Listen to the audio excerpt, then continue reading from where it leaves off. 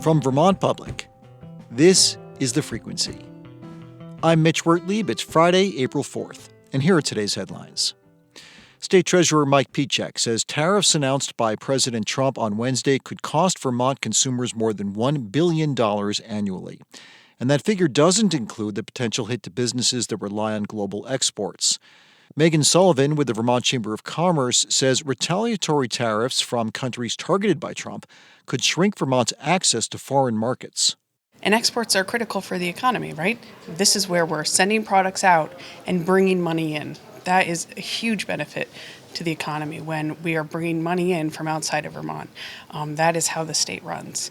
Tariffs announced by Trump this week affect some of Vermont's biggest foreign trading partners, including China, India, and Trinidad and Tobago. The Vermont Legislature's chief lawyer has called Governor Phil Scott's order to extend motel vouchers for a narrow group of unhoused people an unconstitutional consolidation of power. Scott's executive order, signed late last week, extended motel stays by 3 months for families with children and certain people with acute medical needs. It came after the governor blocked an attempt by Democratic lawmakers to pass an extension for all people sheltered through the state program this winter. Senate President Pro Tem Phil Baruth, on the Senate floor Wednesday, read from a letter by the legislature's chief lawyer. This order is the latest in a disturbing trend of actions by the administration that flagrantly and unconstitutionally intrude on the authority of the General Assembly. The letter says Scott's order effectively creates new criteria for the program and circumvents legislative intent. Senator Peter Welch helped reintroduce legislation Wednesday to permanently expand telehealth services covered by Medicare. Federal data from 2024 shows thousands of Vermonters got reimbursed for virtual visits with their health care provider by the federal health insurance program. But the pandemic-era policy is set to expire at the end of September if Congress doesn't act. Welch is among 60 bipartisan senators who have signed onto the bill. There is similar legislation in the U.S. House. The winner of Vermont's Poetry Out Loud competition is now preparing for the national championship in Washington, D.C. Each year, high school students across the state compete in the art of poetry recitation. This year's winner, Mapenzi Salamati, is a Winooski High School junior. She recited The World is Too Much for Us, a sonnet by William Wordsworth about humans' disconnect from nature. She discussed the poem's meaning yesterday on Vermont Edition. Because I feel like most people are disconnected to nature nowadays. They are not really paying much attention to it. And I feel like choosing something based on nature, that would promote awareness in some way. The Poetry Out Loud Championship will be held May 6th and 7th in D.C. And coming up, we meet another Vermont high school student who won a statewide competition. A junior from Manchester is the winner of Senator Bernie Sanders' annual State of the Union essay contest. We'll hear what the Burr and Burton Academy student wrote about to snag the top honor after this. Despite all the likes out there, the evidence that regular social media use is harmful to adolescents' mental health is mounting. Then Surgeon General Vivek Murthy penned an op-ed on the subject last year. He cited a survey that found the average teen spent nearly 5 hours per day on social media in 2023. And he included recent research that suggested spending over 3 hours daily on apps doubled the risk of poor mental health outcomes like anxiety and depression. Justin Lehue is a junior at Burr and Burton Academy in Manchester, and he also used that data in an essay that won the top prize this year in Senator Bernie Sanders' State of the Union essay contest for Vermont students.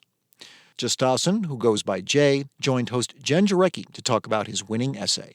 So, Jay, you open your essay by saying social media is deteriorating adolescent mental health. What inspired you to write an essay on what you view as the harms of social media use within your particular age group? I read this really good book called The Anxious Generation by Jonathan Haidt, and it opened up my eyes to how social media can have these really damaging effects on adolescent mental health. And within my community, I hear people talking about mental health all the time, but not as much how social media can hurt mental health. So I just really wanted to bring awareness to this topic. In the essay, you call for changes to the legal age of internet adulthood. Can you expand on the idea of internet adulthood for maybe listeners who aren't familiar with the idea and provide some detail on what you'd like the legislature to do? So internet adulthood is the age at which someone can fully access the internet. So agree to terms and services and get access to all websites and all social media platforms. In my essay, I suggest that legislators change the age of internet adulthood to 16 and hold companies liable to enforce it in order to protect people with immature brains, which are individuals that are specifically under the age of 14, and make sure that people only get access to social media once their brain is able to handle the harmful effects. I understand Senator Bernie Sanders last weekend hosted a roundtable at the State House with the contest winners and finalists. What was that experience like? It was a really incredible experience because I got to hear all these different issues that teens want to bring more awareness to. And it was really incredible just to learn all these different issues and think about how I want to approach these issues. And I also got a lot of positive feedback on my essay, and I got to see how many teens related to my topic. Jay, would you be willing to share a little bit about your own experiences using social media and maybe potentially getting off some of those apps? Yeah, my parents are pretty strict about social media, and I actually don't have as many apps as most of my peers do. I don't have Instagram or TikTok, but I do have some, for instance, Snapchat, and I have started to move away from it because after doing so much research for my essay, I realized that it's really not worth it to use these apps with the effects that come with the use of the app. So you don't have FOMO not being on TikTok? No, definitely not. And I know a lot of teens worry about missing out or kind of being out of the loop with all their peers. But I think we just need to push back against that fear, and instead prioritize our mental health. You've been hearing from Justison Jay Lehue, a junior at Burr and Burton Academy. Jay is the winner of this year's State of the Union essay contest for Vermont students, run by Senator Bernie Sanders' office. Jay, it was such a pleasure speaking with you today, and I hope you didn't miss too much class. No, not at all. Thank you so much for having me. And that was host Jen Jarecki. Now it's time for our weekly look at news from the world of sports. The opening of the new Major League Baseball season introduced us to everything from torpedo bats to record-breaking winning streaks and, for at least one player, baffling strikeout rates. We'll start with the Boston Red Sox, who looked great on opening day when right fielder Wilyer Abreu blasted 2 home runs to lead Boston to a 5-2 win over the Texas Rangers. But the Sox swiftly dropped the next 3 games in Texas plus another in Baltimore before rallying for a 3-0 win Wednesday night behind their new ace Garrett Crochet, who was outstanding. He went 8 innings while allowing just 4 hits with a walk and 8 strikeouts. And that game also provided a measure of relief for Boston-designated hitter Rafael Devers, whose start to the season was record-breaking in a way he did not care for at all. Devers struck out 12 times in the season's first 4 games, the first big leaguer to notch that mark of futility in such a span, and it didn't get any better from there. Devers ran his hitless streak to 19 at-bats with an almost incomprehensible 15 whiffs mixed in. But in that win over the Orioles, he finally collected 2 hits, his first 2 of the season, including an RBI double in the 5th inning. Shortstop Trevor Story hit his first home run of the season for the Red Sox, and Aroldis Chapman worked the 9th for his first save.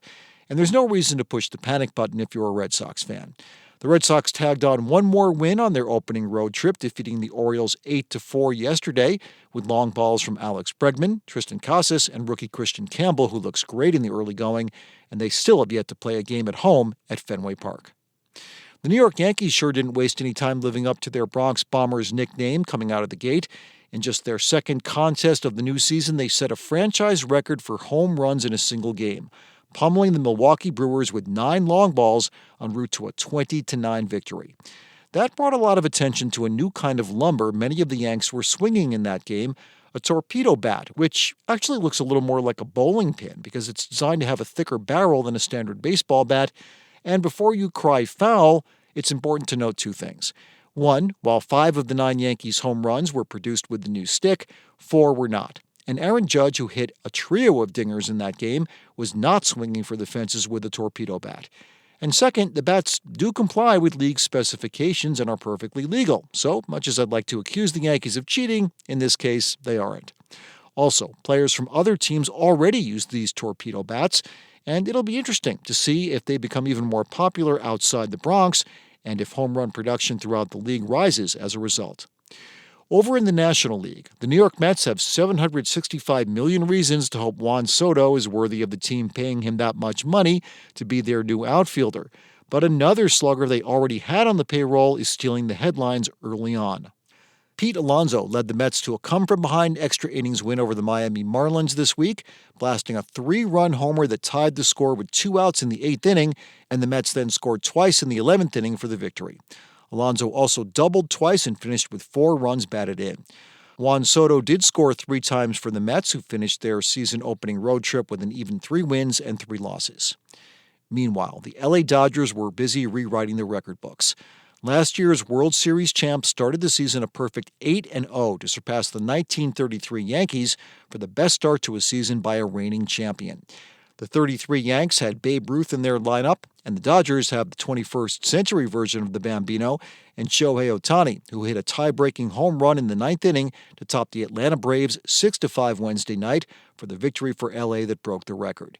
But hey, don't sleep on the second place in the NL West San Diego Padres, who have also started the season undefeated, now 7-0 on the year after a 5-2 defeat of the Cleveland Guardians this week.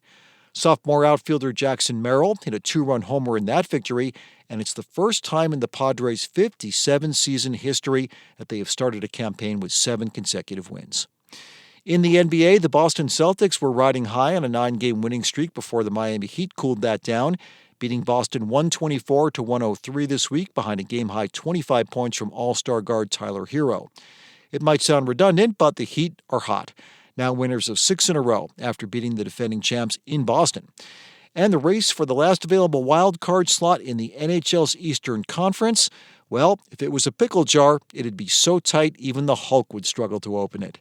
Pending the outcome of last night's game between the Boston Bruins and Montreal Canadiens, there are 4 teams all within striking distance of each other for that last entry into the Stanley Cup tournament.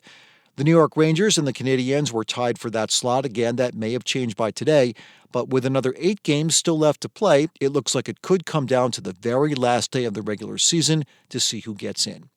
Keep in mind that one of the teams in the mix is the Columbus Blue Jackets, who have a game in hand on the Canadiens and the Rangers, as well as the Detroit Red Wings, who trail those 3 clubs but still have a chance to leapfrog them all if they go on a tear over their final 8 games. The other big story for hockey before the season ends will focus the spotlight on the Washington Capitals. Not because of their playoff chances, they've already clinched their division and are a legitimate contender to win the Cup this year, but because of their captain and future Hall of Famer Alex Ovechkin, who scored career goal number 892 in a game against the Boston Bruins this week and now sits just 3 shy of breaking the all-time scoring mark for goals set by Wayne Gretzky, a record many thought was untouchable. Ovechkin has 7 more games left this season to make history as the greatest goal scorer of all time. And that's our weekly look at sports. And one more note before we end today's episode, and bittersweet as it is, it's chiefly one of appreciation. We're coming to the last few episodes of The Frequency under the leadership of executive producer Kevin Trevelyan, who is leaving Vermont Public despite the shameless bribe attempts we made to get him to stay. Curse his steadfast adherence to integrity. Producing The Frequency is just one of the many hats Kevin has worn during his tenure at Vermont Public. He's also edited daily newscasts and interviews for Morning Edition and All Things Considered, along with numerous reporter feature stories. I've had the good fortune to work with him on projects beyond this podcast, relying on his expertise as a crackerjack editor to produce some of the stories I've been most proud of in the many years I've been with this organization. I wouldn't presume to speak for other hosts and reporters here, but I am confident they would all, without hesitation, agree with me when I say there isn't a single piece of copy Kevin has not made better once he's had a chance to parse it over. He has a keen eye for improving anything in print, and ears like a bat when it comes to maneuvering the nuances of sound to make audio pieces shine and linger in the memory for those who listen. He also has a gift that really can't be taught for being unflappable in the face of deadlines, technical snafus, and hard news decisions that sometimes have to be made in agonizingly tight windows of time. Kevin showed infinite patience with me as I navigated the transition from hosting a daily live morning show to creating an everyday news podcast that demands more fine-tuning and technical precision than was ever required during my time on Morning Edition. In the early days when my frustration threatened to derail the effort, it was Kevin's calmness, unwavering encouragement, and yes, signature unflappability that gave me the confidence to keep going and ultimately overcome the mostly self-imposed obstacles. He's also just been a joy to work with. Kevin possesses a wit drier than a James Bond martini, indulging my literal punishment when it comes to episode headlines that would have driven less charitable editors to distraction. And whenever I was at a loss for a clever title, Kevin was always ready with one of his own that invariably made me wonder why I didn't think of it first. So Kevin, for everything you've given me, your colleagues at Vermont Public, and the listeners who benefited from the gift you have for making good stories even better, a profound and not nearly adequate enough, thank you. And I hope to be in touch with congratulations when your beloved San Diego Padres finally win the World Series.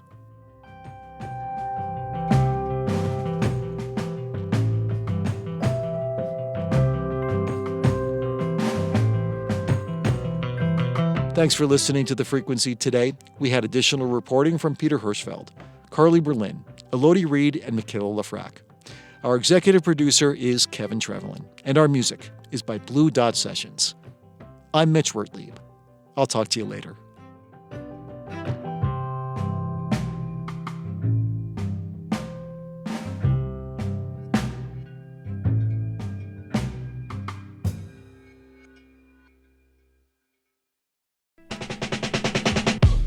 This is Tanya Mosley, co-host of Fresh Air.